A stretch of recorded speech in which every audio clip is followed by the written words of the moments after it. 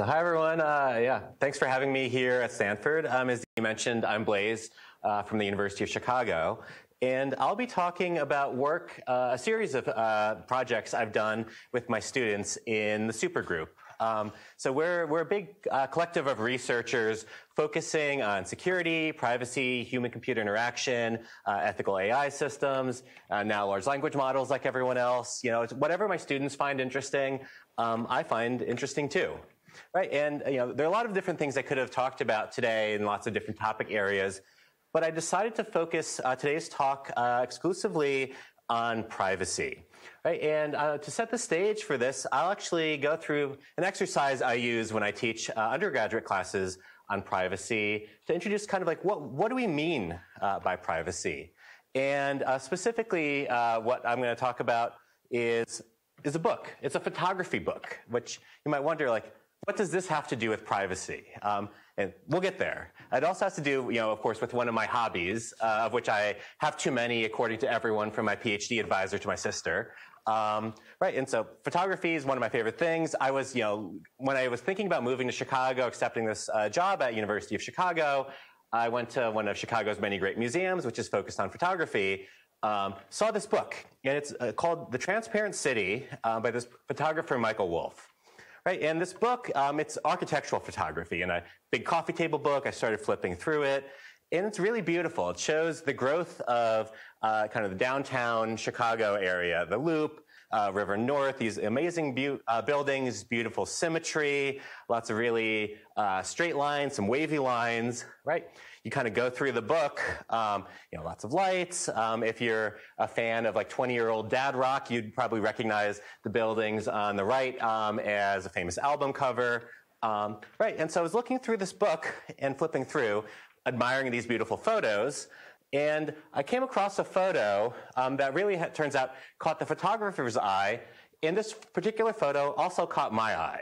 I'm from New Jersey, and so I immediately recognized this as our official state gesture, a person giving you the finger, right? And so what's the deal with this? Well, so this person was actually caught in one of the photos once the photographer zoomed in. To quote the photographer, "One evening I was looking at a photograph I had shot, and I saw in it a man giving me the middle finger. It set off a chain reaction in me, and I began to look through every file at 200% magnification to see what else was going on in those windows. I saw hands on computer mice and family photographs on the desks of CEOs. I saw people watching flat screen TVs. Hey, and so this book is actually half architectural photos and half zoomed in photos, or photos alternatively taken with telephoto lenses of people inside their homes or their offices. Right, and I think it's a really interesting way to get my classes talking about privacy, saying, is this a privacy violation? Are these photographs a privacy violation? Right, and what I find typically is like some students will say yes, some students will say no, and most of the time students will say, well, it depends. And they start asking questions. They start saying, first of all, well, did people know they were being photographed beforehand or even afterwards? Did they consent to this? And was this this affirmative consent? Are they being paid for this? How are these photos being used? Is it being used commercially? And they look through these different photos, and sometimes they'll say, well, it depends on what they're doing. Like maybe a person having dinner is not a privacy violation, but a person with some regrettable tattoos or a person watching TV with bad posture, maybe those are privacy violations. And they start asking even more questions. They'll look at this, and some of these people are in offices, and they'll say, well, maybe it's not a privacy violation if they're in their office, but it's a privacy violation if they're in their home, and they start differentiating there. They'll also ask questions like, well, what floor were these people on? And maybe if they're in the first or second, maybe even third floor, it's not a privacy violation because anyone walking down the street can see it. But if they're on the upper floor, well, maybe it is a privacy violation because people walking down the street couldn't see it, right? And then they'll get into discussions of like, well, the upper floors are usually a lot more expensive, so is privacy a right only for the rich? Right? They'll ask even more questions. They'll look at some of these pictures and say, this person's not identifiable. Well, does being identifiable, is that necessary to consider it a privacy violation? They'll look at other people and say, well, it's pixelated.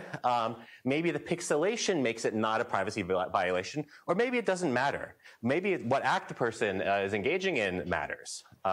Is a facial recognition system being used? Can we identify these people post hoc? Are they in some databases?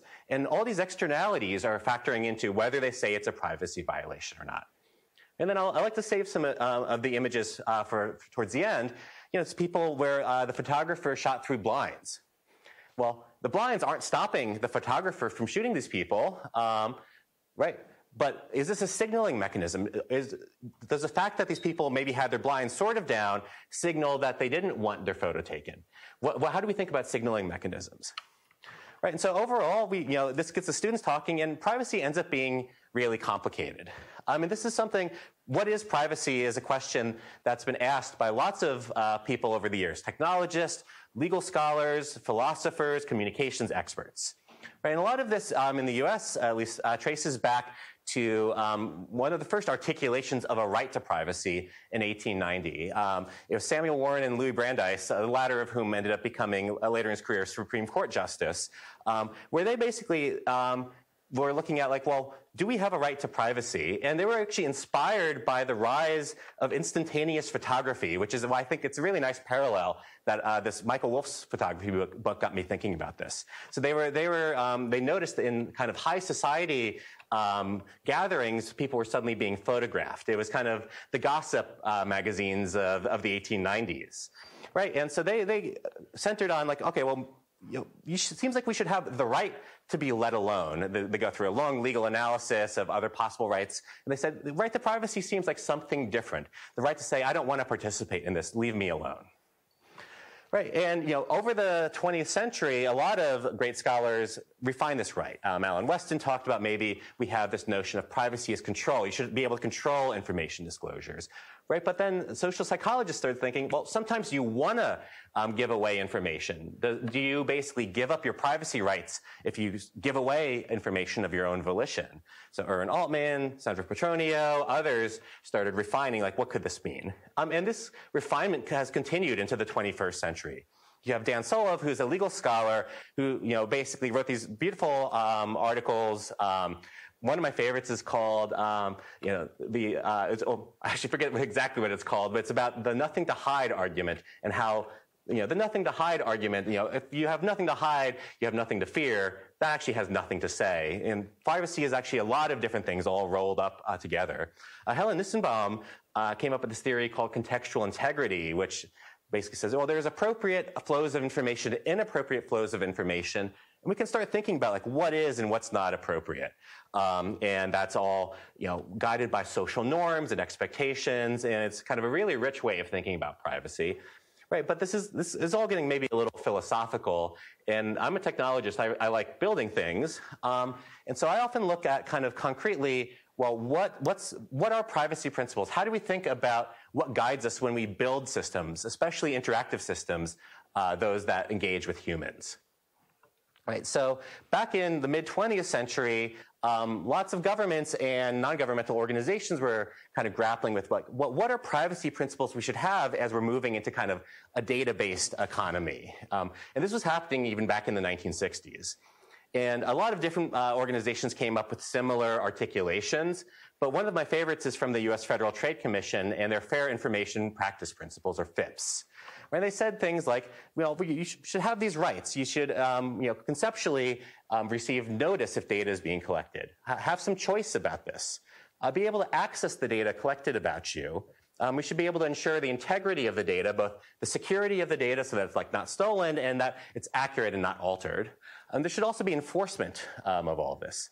Right? So these were kind of conceptual principles, not particular laws. Right? But regardless of that, we were kind of governed for many years by what's a lot of people consider a notice and choice framework. So even though there are 5 principles listed, notice and choice are the ones you've probably encountered the most over your own lifetimes. And so notice and choice, that's you're told something is potentially going to happen, and you arguably have some choice. Inarguably, maybe don't have any choice. Right? And the way this manifests is often things like you go to a website and you see a cookie consent banner, and you kind of play this ridiculous game where you try and find the no button. The no button sometimes involves lots of different clicks, right?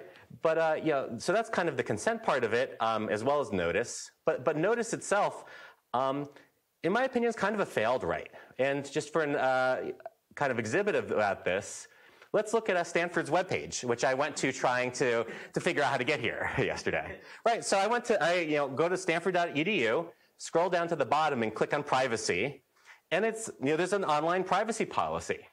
So I started reading, and I kept reading, and I kept reading, and going, and going. All right, we're finally on section 2, and it kept going, going, going, going, going, going, going. Oh, and I finally got to the end, right? And no, I did not actually read this. I had to finish making these slides, right? And so, well, this doesn't seem very useful. I'm receiving notice, but like I go to a lot of websites. This is not a very effective way of thinking about privacy. And it's also so abstract. Like, I'm not a lawyer. I have no legal training.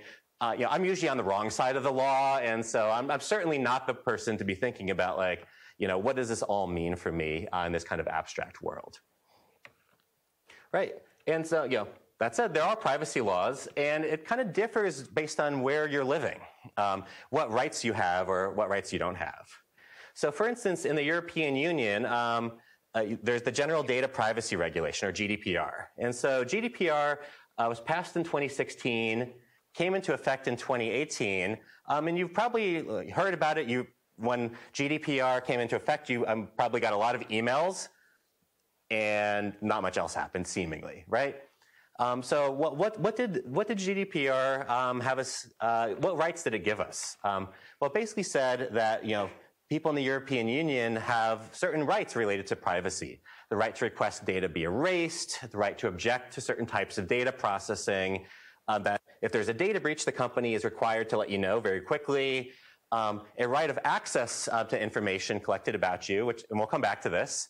That privacy should be built into these systems by design and not bolted on at the end, as my PhD advisor likes to point out. Well, that just doesn't work. You can't retroactively retrofit privacy into a system, right? And so in the US, we don't have nationally anything like GDPR yet, or maybe ever. Well, it remains to be seen. But historically, the US has had what are known as sectoral laws. And so essentially, different aspects of privacy have their own laws. Right, so children have their own privacy law, governing how children's data is used. Those of you who signed up for services when you were under 13 years old have violated this law, right? But it serves a really important purpose in trying to protect children's privacy. So children are an entity whose privacy is important. And we care about financial data, credit reporting. There's the FCRA. We care about educational data, FERPA, which you, I'm sure, encounter in your classes here at Stanford, right? We care about health data. These seem all like really important aspects of privacy, where our data, the data privacy of these different dimensions of our lives, it really matters. Does anyone want to guess? I have one more law I'm about to put up. In addition to children, financial data, educational data, health data, anyone want to guess what else is protected?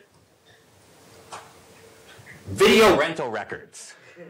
And you might ask, why? Why video rental records? And it comes back to, in the 1980s, there was a nominee for the Supreme Court. This nomination did not actually in the end go through, but various newspapers started saying, let's try and dig up some dirt on this nominee. So they went to this nominee's local video store and said, well, what did this person rent? And so this is very reactive, but a lot of these privacy laws are really reactive. In the US, it hasn't been like you have like this deep, long-standing right to privacy. We don't actually, in fact, have that at all explicitly in the Constitution. What we have had traditionally are these sectoral laws. Right, but the European Union's kind of, in terms of privacy law, been putting the US to shame. And so different states in the US have tried to catch up. And most notably, since I'm here in California, California has been arguably the main leader in this in terms of US states, with the California Consumer Privacy Act, or CCPA, which was passed in 2018, went into effect 2 years later, and CPRA, which amended CCPA. And actually, Illinois has yet to catch up, but a number of other states have since then. And there, I'm not going to go into this, but there have been some pushes for national U.S. privacy law like GDPR. We're not there yet. Although, as of a few weeks ago, some of these ideas have been revived. I thought this was completely off the table, but it's back, maybe. Right, but CCPA, CPRA give Californians a lot of the same rights as GDPR, some extra rights. Let's not worry about those for right now. Because what I really want to worry about is this data-driven world we live in. Right, so, a bunch of you are probably excited about machine learning, large language models. That's kind of the in thing in computing right now. Right, and a lot of this is just driven by data. A lot of data has to be collected about you to drive these models. Like, large language models don't work without lots of data. And again, data comes from people. And so when I came to University of Chicago, we had started expanding rapidly in the computer science department, but also building up a data science effort. And this is something where, we had these questions like, well, what is data science? What does this all mean? And I had some colleagues mention to me, data is the new oil, quoting this mathematician and entrepreneur. I realized after talking to them for a little bit, they meant this as a good thing, right? They said, data is the new oil. There's so much potential. This is going to drive so much innovation. And the whole time we had been talking up to that point, I had been thinking that they were saying data is the new oil as if it's a bad thing. Data, sometimes you're digging in the ground and this liquid just starts spurting up and you go to touch it and your hands get really dirty. Like the more you touch it, the dirtier your hands get. And it's really hard to wash it off. Data, just like oil, right? It causes a couple of people often to make a lot of money and a lot of other people to be marginalized economically, cause lots of geopolitical conflict. And so I was like, yeah, data's the new oil. And then I realized we were just talking about completely different things, right? But, so how does this data-driven world, and I like large language models in some cases. I use them in some of my own research. I'm frenemies with machine learning. Sometimes I build classifiers, and sometimes I'm an angry person yelling at the clouds about the classifiers, right? But how does this all kind of intersect with privacy? And we often hear, if we read the news, privacy is dead. I could have filled this screen with lots of privacy is dead newspaper articles. Just gave you two, right? But so what does it mean that privacy is dead and in this kind of data-driven world? So what's privacy? Privacy is dead. What? How? And so, I one time went to a talk with, giving a talk like this at another university. This is intentional. Yeah. I want you all to listen to me. Don't stop looking at the screen. Don't be just focused on screens at all times. Our life does not need to be mediated by screens. Right. All right. So I was at this university like this, talking, and that time I actually had something on the screen. Right? And it was my title slide. And so I was about to start giving a talk, and I got a question from the audience. And when you get a question from the audience on your title slide, it's usually not, you're in trouble. And so this person goes, and it was a talk about privacy, and the question was, privacy is dead. And I was like, well, that's not a question, that's a statement. And this person said, well, there's social media now. There's no such thing as privacy. This new generation, we've moved beyond privacy. What are you going to give a talk about? This thing is dead. And so then I asked the question asker, well, can you please, tell me the password to your laptop, hand me over your laptop. I'll log into all of your financial sites. Start telling me about kind of your intimate relationships with your family, and also please disrobe right now. And this gentleman refused, and I said, well, okay, clearly privacy is not dead if you don't want to do these things. But so what does privacy mean? Right? And I learned later that was actually the dean of engineering at that university, and so I probably should not have sassed this person. Right? But it's kind of got me thinking, what is privacy? How does privacy interact with kind of data-driven world? And can we actually use data to better understand privacy and actually use data in some ways as a good thing? Right, and so I'm going to talk for the next about 20 minutes, 25 minutes or so, about different efforts we've done of providing transparency about online tracking. And I'll start, since this is an HCI seminar, with a particular user study, which I think gives some insight into this world. And this is a world where we go online, and a lot of the things we do online are tracked by all these different companies using things like cookies or fingerprints, or potentially could have added sandboxes onto there, since this is kind of the next frontier in mechanisms for tracking what we do. Right? But things are concluded about us, and this drives a lot of online targeted ads and personalization and things like that. All right, so first, I'll talk about this user study we published at the Chi conference a couple years ago about taking data out of context to hyper-personalized ads. And so, I've been talking to some of my colleagues and students about well, what does it mean to kind of use data to personalize ads? And is it going to reach a point where people are this is just too creepy, I'm not going to participate in this ecosystem anymore? Are we going to have a citizen revolt against, just stop, this is too much? And so we said, well, let's maybe test a variant of this in a deception study. Deception study meaning people participating in the study didn't actually know what the study was about. But and there's, of course, really, you have to put a lot of care into how do you do this ethically. They're debriefing, requirements both legally as well as ethically. And I'm happy to talk to any of you who are interested in these kinds of studies. But the design of the study, was between subjects, so different people were assigned to different conditions. And so half of the people were shown what we call a generic ad. Treat yourself this week, use Super Eats to reserve a restaurant near you for a deal. Right, and so my students really liked that I was paying them as a research assistant to have flying French fries. And we said, half the people actually, in fact, were going to get this generic ad as this kind of banner ad inside our survey platform. Which led to some interesting feedback from people oh, you poor university people, you have to use the ad-supported free version of Qualtrics. Does not exist. But so the other half, we were concerned that people weren't going to believe this, so we actually sent them robotext from one of those short numbers while they were participating in the study early on. Automatically, they got these texts. Right, so half the people, whether they saw a banner ad or a robotext, got this generic ad. The other half of people got what we call the hyper-targeted ad. Taylor, treat Ryan to a date night this week in Memphis. We know you love Thai restaurants. Use Super Eats to reserve a table at one of the 7 near you for a deal.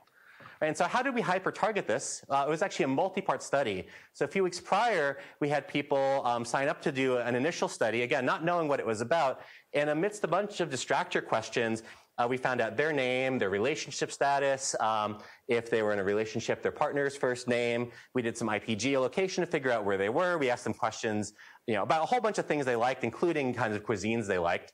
Right, and so everyone, a couple weeks later when they came back for a follow-up study, and it turns out almost everyone had forgotten they gave us this information, they were really creeped out, the people who got these targeted ads, right? So we got back to our short code texting number.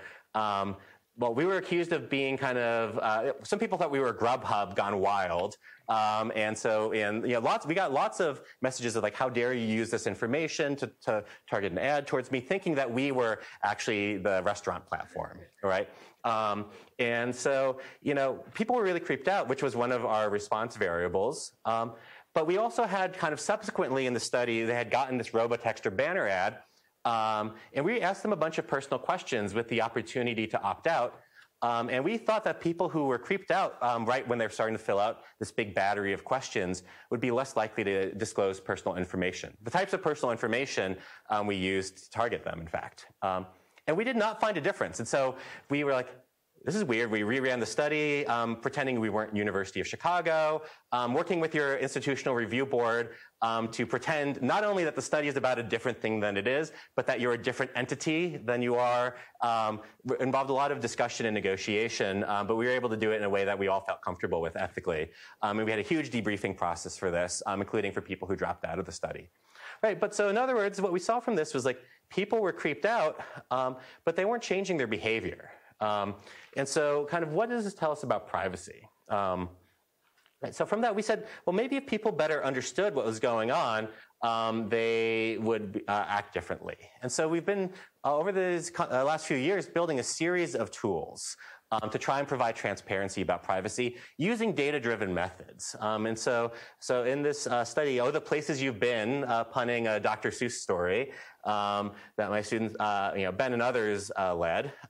What we did is we looked at the space of existing privacy transparency tools and found out they didn't really tell us all that much that I found interesting. Yep. Could I ask a clarification question? Sure. For the previous one? Yeah. So here, if I guess the trust towards whether to believe this take a process. If the user has been interacting with this website, let's say for a few times, it's probably okay that the website can tell their name and their favorite cuisine versus if you just expose me to this for the first time, it's like shocking. Right. Like, have you controlled to follow this kind of, I guess, established process of familiarity or trust with the platform?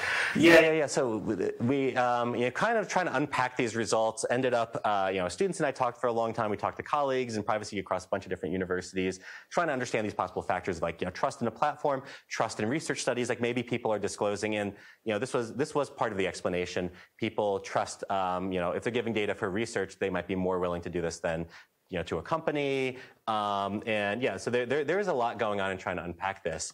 But I think for me the high-level takeaway is, data is taken out of context. You often don't know where the data came from, and so it's hard to reason about kind of trust in a platform where like a lot of the people who in our study who receive these messages, like, how did you get my name? How do you know that I'm dating Ryan? That kind of a thing. Even when we told them during the debrief, well, you told us this a couple weeks ago, they didn't believe us, which was, it's interesting because your data just kind of goes everywhere and it's hard to make sense of it. And so that's kind of in these subsequent efforts, we're trying to help people make sense of it, right? And like the existing tools we have, like, they'll say like, this blue Kai is tracking you right now, or like, we've blocked 11 trackers of the 25 people who are trying to track you, or whatever, right? And that's, what do I do with this information? It seems kind of vague and abstract. And so those are third-party privacy tools. Even companies' own efforts at transparency are also like really vague and abstract. Like Google says, when I ask Google what interests it thinks I have, like cooking and recipes, and like, yes, everyone likes cooking and recipes. Like, like who doesn't like dinner, right? And so this is, that doesn't square with what, if you go sign up as an advertiser, to target ads on Google, like it's not cooking and recipes. You have much, much more specific topics that you're able to target ads on. And in fact, it's, even more like if you're using various social platforms, there's tens of thousands of different categories on which you can target ads. So we built this browser extension that we call Tracking Transparency. And what it does is it locally on your own web browser in our extension records you being tracked. And it's like, metadata about the page, the contents of the page. We built our own shadow model running all locally on your machine to say, like, what is this page about? Like, what ad topics might this imply? Right, and it helps you, visualize kind of what's been tracked about you. So we worked with some information visualization colleagues. They were really into like these like sunburst kind of visualizations. They were really not into the word clouds, but our participants were. So we just kind of went with the data, and we kind of showed like these are all the different things Google might think you're interested in, right? And we actually inadvertently ended up also being kind of vague. We did it based on what were the most common categories, and I'll revisit this right at the end of the talk. Right, but it had some impact on people's perceptions, but less than I kind of thought it would. Showing people data about how they had been tracked and what could be learned about them, didn't really create this firestorm of like, we need to protect privacy, we need to stop this online tracking. Right, and so then my students and I, got really interested in, well, what can we do that's better than this? Like, can we actually leverage privacy laws to do better? And it turns out, going back to not notice and choice, but access, this third principle from the Fair Information Practice Principles, that actually helped us because GDPR gives a right of access to data subjects. So does CCPA, CPRA. Right of access means you can go to a company meeting certain requirements, so generally larger companies that collect personal data, which is a lot of the larger companies, and you have a right to get a copy of your personal data. Right? And this actually let us do, a couple years ago, an analysis of how ads are being targeted on the Twitter ecosystem. Right? And so I had kind of gone into this project thinking that the way ads were targeted on Twitter was based on things like, my gender identity, my location, in broad strokes, my interests, right? And this does happen, but it turns out there's a lot more going on with ad targeting. The reality is, you're being targeted like you went to the grocery store and have regularly bought organic ketchup on your loyalty card, and lots of other information about things you're doing that are much more specific.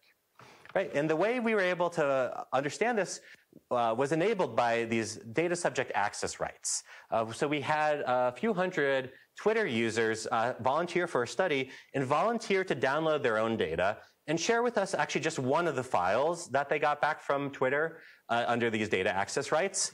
There's this file my students had found called ad impressions, which was kind of a JSON object, very long, of what turned out to be all the ads that had been shown to you on Twitter in the last 90 days. And one of the things that was really interesting to us as we were going through this file was this matched targeting criteria key. And we were like, does this mean the criteria that were matched to you specifically? Because this is actually a lot more than if you click, why did I get this ad on Twitter? As my students were kind of spending months tracking their own data, downloading their data every few weeks, and tracking all the ads they were seeing on Twitter, clicking, why did I get this ad? And so we found a European to invoke their privacy rights, and they corresponded with Twitter's data protection office and confirmed that indeed, took us a number of months to get the answer that yes, match targeting criteria does mean what we thought it meant. So he said, oh, this is so interesting. Let's do a study about this. So again, we had hundreds of people request their Twitter data, upload their ad-related data to us, and take a customized survey. Right, so of the 231 participants in our study, they had been on Twitter an average of over 6 years, had been shown over 1,000 ads on average in the last 90 days. And we found actually over 45,000 unique targeting types. So location equals Chicago might be one targeting type. Location equals Palo Alto is a second targeting type. Interests equals trees is like a third, that sort of a thing. Right, and so we saw not just interests and demographics, but things like behavioral inferences, or maybe even just stereotypes of your behavior, maybe a less charitable interpretation, as well as things like tailored audiences. And this is something I hadn't been familiar with. Advertisers could upload lists containing hashes of personal identifiers. So hash of your Twitter username, hash of your phone number, which also happens to be the phone number you use for your grocery store card. And they could say who they wanted included or excluded from their ad campaign. And so Twitter's terms of service prohibit targeting on race, religion, sex life, health, politics, financial status.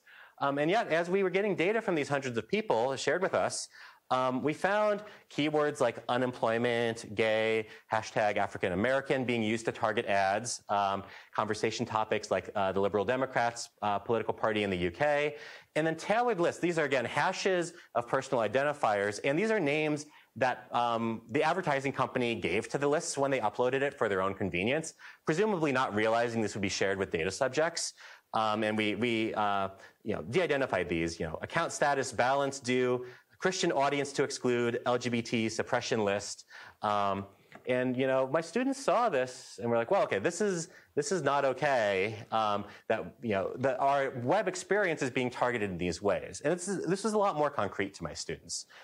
I mean, specifically, my students kind of said, like, well, what is part of this?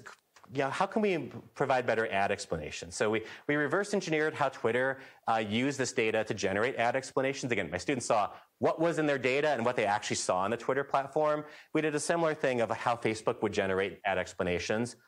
And then we made our own. We made these speculative ad explanations with a lot more detail, either text or being slightly better designers, some more visuals.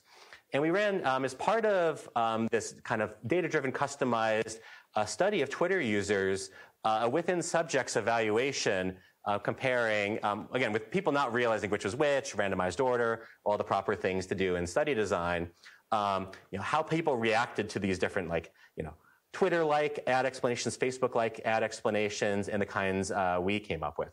as well as a control of basically saying, you got this ad because the advertiser bought an ad. Right, and what we found is our participants much preferred the things we had come up with more detail about how they were being targeted. All right, and so we said, okay, well, clearly we can do better as a community on this if we wanted to. And we have a whole other project that's ongoing on how do you build better ad explanations and how do we actually compare what all different entities are doing right now. Right, but we also got much more interested in this right of data access. Right, so my students, especially my student Sophie, saw how people were being targeted and was like, if only people actually looked at their data and knew what was going on, like they would be shocked. And so we said, well, like maybe let's ramp up some projects saying, can we actually make the right of data access something much more meaningful for privacy?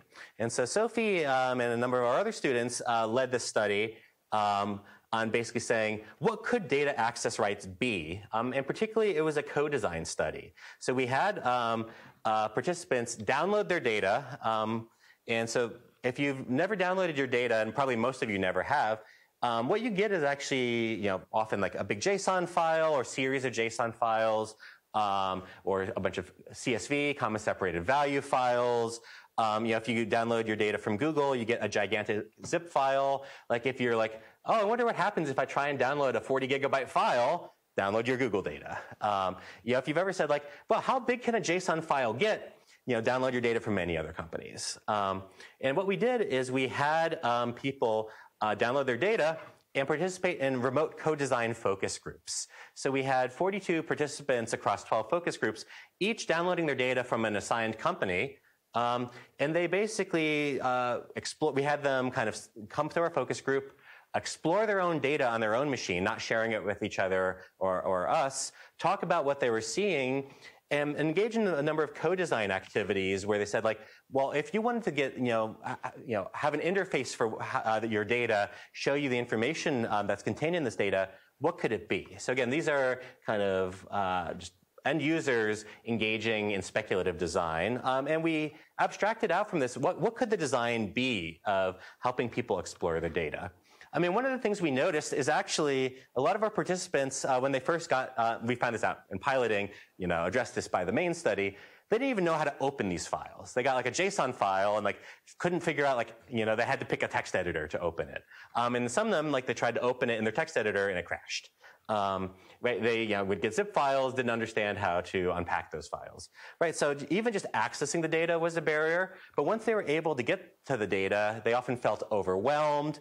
They felt some summarization tools were needed. So while these data downloads they were getting were compliant with their data access rights, they weren't very useful to participants. That said, they didn't want just the summaries. They wanted to be able to explore, to search for specific memories, both because they wondered, does this company have this kind of data on me? Or also to revisit particular memories. Nostalgia as part of personal informatics is a really powerful tool. But then also this idea of being able to audit companies.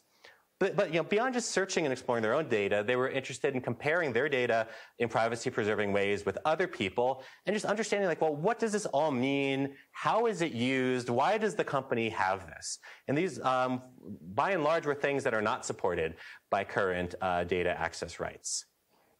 Right, and so we've been continuing follow-up work that my students Arthur and Eileen will be presenting at this year's Usenix Security Symposium in August, and are actually presenting at Usenix Pepper in Santa Clara, just a little south of here, next week, in fact, a week and a half from now. We did a follow-up study that was much more quantitative. What we did is, knowing that so many of our participants in our previous study had trouble exploring their data, we built, and by we, I mean my students, Arthur and Eileen and their colleagues, built this React app that helped people explore their data, search through their data, understand how to parse these files. But then a big part of our study was we had people annotate subsections of their data to understand, well, what did they find interesting? What did they find creepy? What did they find confusing or did they not understand? To help us understand how can we build a better tool? Right, and we also asked participants, what are questions before they looked at their data? What are questions they would want to have answered? Like they want to know things like what data is stored, how the data is being stored and used, what are some of their high-level takeaways and implications from the data. And a lot of these things were not answered by just roughly exploring their data. Even that we provided these search and exploration features, there's still a long way to go to make this a much more useful right. Participants were also often confused by undefined terms. There aren't like data dictionaries provided by and large for these data downloads. Things like, these are often machine-readable data downloads, and there are actually rights I didn't talk about for data portability, the idea that like I could download my Twitter data or X data and now move to a different competing platform. These are parts of privacy laws and data protection laws as well often, and that needs to be in machine-readable format. But these data downloads often but not always are in machine-readable format. So our participants were like, seeing these crazy numbers, and they're like, what is this wild number? And it's a Unix timestamp, but why would you know this if you haven't studied computer science or data science? Right, and so we're currently in the process of building what we call the Data Access Illuminator tool and ecosystem. And our idea is we want to help consumers understand the scope and implications of the personal data collected about them, through their own data, having these richer tools for people to perform kind of personal data science on their own data without needing to know data science, visualizing it in interesting ways, giving them the opportunity to compare themselves with others using different private computation and other like fancy crypto techniques. And so this is, in general, this ecosystem that we're hoping to really push forward to reframe the narrative of how people interact with their data. Right? Because like right now, when you go ask a company through their privacy dashboard, like, what data do you have about me? They get to control the narrative. They frame what they tell you, right? But you download your data, you get the raw data, but it's hard to understand. Like we're HCI researchers. Like if you have a 70 megabyte JSON file, there's no narrative here other than confusion and frustration, right? And so we've been really interested in like, how do we like provide our own narrative for privacy? Like, what if we can control this narrative? And like, how do we control this narrative? How do we frame this in ways that might be compelling to people? And so we've, said, well, computer science is not the end-all, be-all of the world. Data science is not the end-all, be-all of the world. There are people who know a lot more about communication, about experiences. And so we've started thinking more about kind of the role of art in privacy and the role of provocations, intentional provocations of privacy. And so, I go back to, different artworks I've seen. Like, I have too many hobbies. Whenever I go to a new place, I'm like, let me go to the art museum, and especially the contemporary art museum. And there are a lot of different artists who are building works about privacy. These are some photos I took of myself walking around an artwork about surveillance a number of years ago, right? And it would show, the camera zooming in on me. There was actually a record of all the people who had visited the exhibit recently.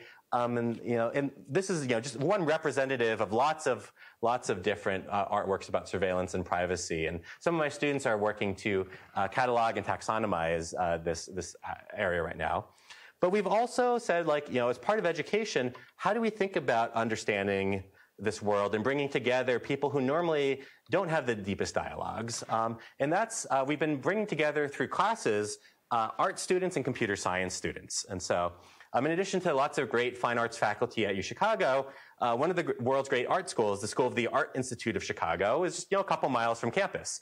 And so we've now 2 times, this fall will be the 3rd time, co-taught a class, it's myself and faculty at SAIC, bringing together a cohort that's half fine artists and half computer scientists to build artworks reflecting on privacy in the digital and physical worlds.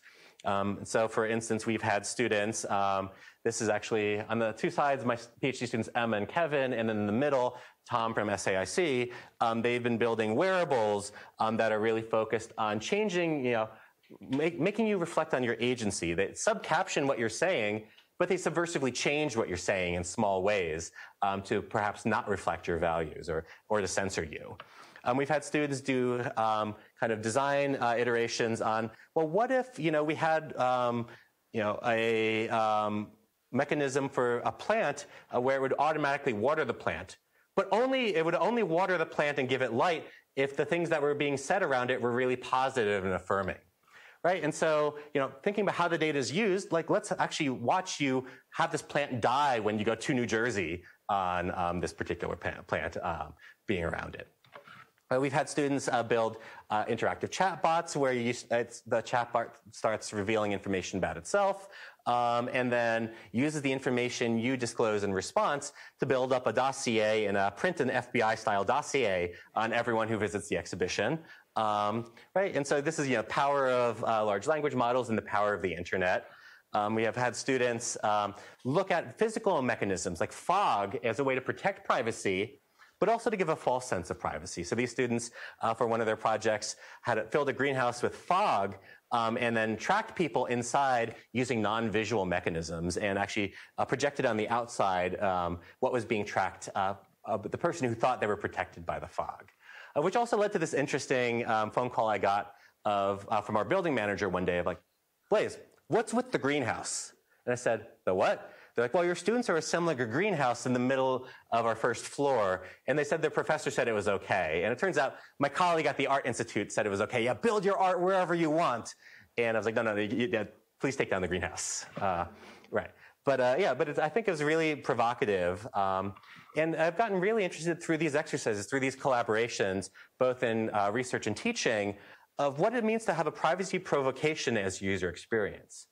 Again, as people who care about privacy, can we actually frame the user experience to have particular goals or to make people feel a particular way? How do we essentially modulate people's reactions to their own data? So we have, my collaborating student Nathan, student of my collaborator Michelle's at the University of Maryland, is presenting work at the PETS symposium this summer, where we made a new version of our tracking transparency browser extension that was intentionally creepy.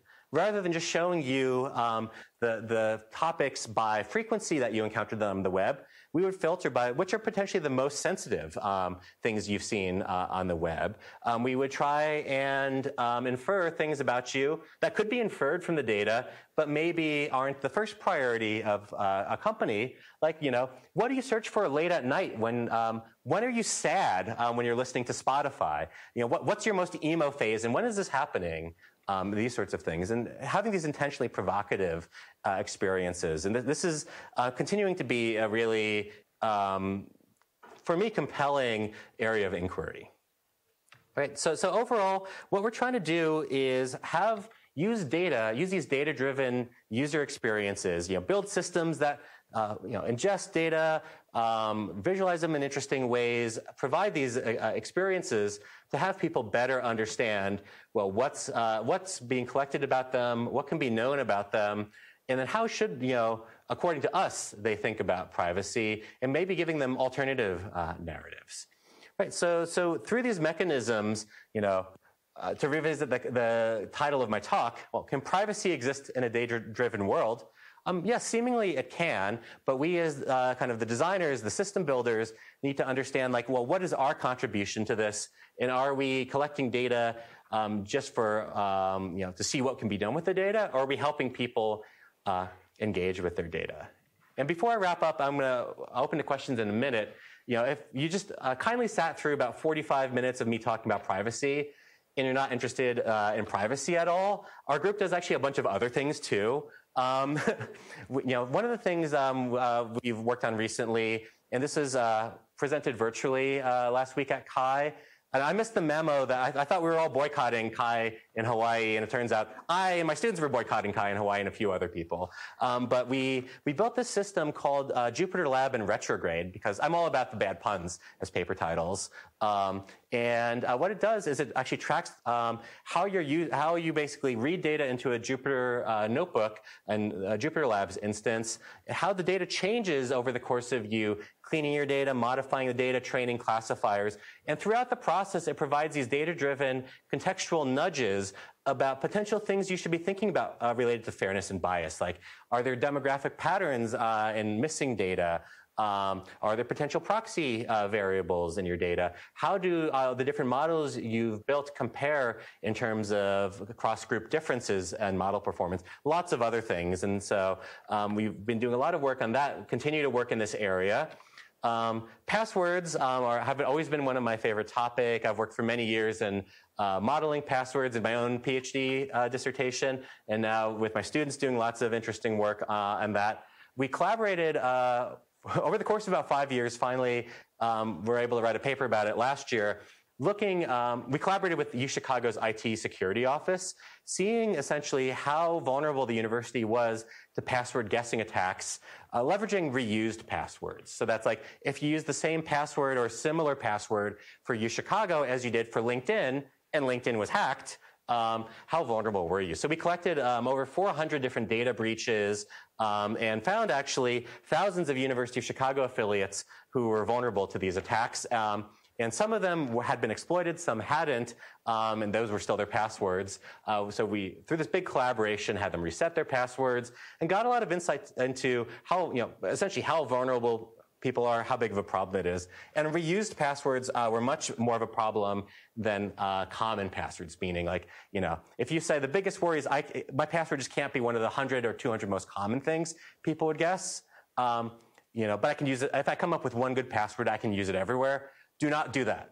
That actually puts you at a lot of risk, and that's we've shown is one of the main threat vectors. And we actually found we were able to retrospectively find a bunch of successful attacks on the university that had leveraged reused passwords from certain places. And so I guess I'm a little too old for this, but I learned all about Chegg, this homework help site. I hear some snickers in the audience. Yeah, and so turns out Chegg was a gold mine of UChicago students' passwords. LinkedIn was a gold mine of UChicago staff and faculty passwords. And so we were able to trace this all back. And so, moving forward, we have a bunch of work on passwordless authentication. How do you use passkeys and other techniques to move away from passwords for web authentication? Happy to talk about these things. We do a lot of work also on end-user programming. We first got interested in these like if this then that style event-driven rules, and we've been doing a lot of work building systems that rely on formal models of the world to help people program. So we can actually, through our formal model, show you if you change your if this and that rules in certain ways, how do the behaviors or properties of the resultant program differ? We could actually let you say, here are some desired properties, automatically translate it to formal logics like linear temporal logic, do model checking on a system, automatically synthesize or modify rules to comply with the system. We've more recently, over the last few years, gotten interested in the role of large language models as a form of end-user programming. And so we have a lot of ongoing work rather than writing rules, you just state in prose what you want to happen and kind of understanding the usability of that world. But yeah, we have lots of other interests: security, usability, privacy, ethical AI, LLMs, whatever seems cool, we work on. And yeah, thank you so much for listening, and happy to take questions.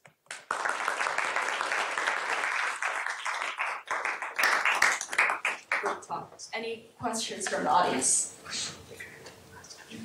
I'm happy to just get it started. Very, very nice talk. And you mentioned the large language models in the end. I think today the biggest challenge for many of end users is that we even don't know where the data the model is trying to come from, what type of data they are collecting from us. Like the prompt we give to models, is it a part of the process? And then we also hear news talking about like Samsung banned the use of large language model because of privacy leakage. And there are also stories like ChatGPT gives out leak someone's phone number because other users use a very malicious prompt. It feels like the privacy issue is getting more and more severe in the context of ChatGPT and others. Do you think that any of the either like boundary regulation or any of the tracking and analysis that your group has been working on can be applied to this new context? And if so, what are some perspectives to understand that? Right, no, great question. So I mean, as large language models really rely on a lot of data, and the way we interface with them, and this is true actually with a lot of systems that have potential privacy implications and rely on data, our interactions, the utility and fun experiences of the system are usually really obvious, but the privacy implications are often very opaque, right? So like I go to ChatGPT, I type something in and I get a funny story, or one of my favorite things to do is for people who like have been in academia long enough that they have enough of a web presence to be scraped up in the training data. Ask ChatGPT to tell you about them. So you can. I learned actually recently that the story ChatGPT wrote about my colleague Pedro at UChicago claimed he was a marathon runner, and Pedro has not run one block in his life. So yeah, we all thought this is really funny, right? But our experience is like the privacy implications are all happening behind the scenes, right? And so this is, I think, my call to people, to designers and system builders to say, well, how do we make privacy more transparent, I think plays a really important role in this, in raising awareness, getting people to think about these issues. So like you could imagine building a front end to ChatGPT that also kind of helps you understand what privacy leakage is happening. And this goes back, like we're not obviously the first people to think about automated transparency in these systems. Actually, some of your faculty here at Stanford have done pioneering work in making ubiquitous computing systems more transparent. And I think there's a lot of power in that. But then there's also this role of what do we as a society want? And so actually, I teach. Among the couple of different classes I teach at UChicago, one is a problem set, like programming problem set based ethics class. So unlike a lot of universities' ethics classes where you talk about abstractly about ethical issues, this class really focuses on give you problem sets, you build a thing, and then we all as a class reflect on what everyone built and kind of what the shortcomings are and how we feel about these trade-offs, right? And for the last lecture was last week.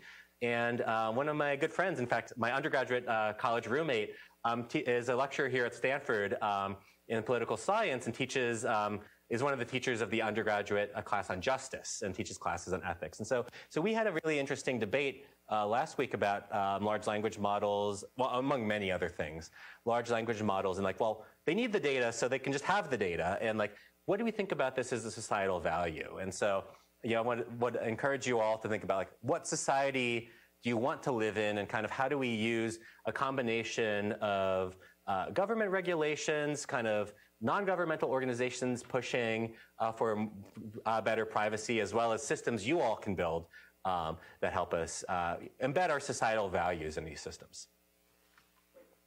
Any other question here? Yeah.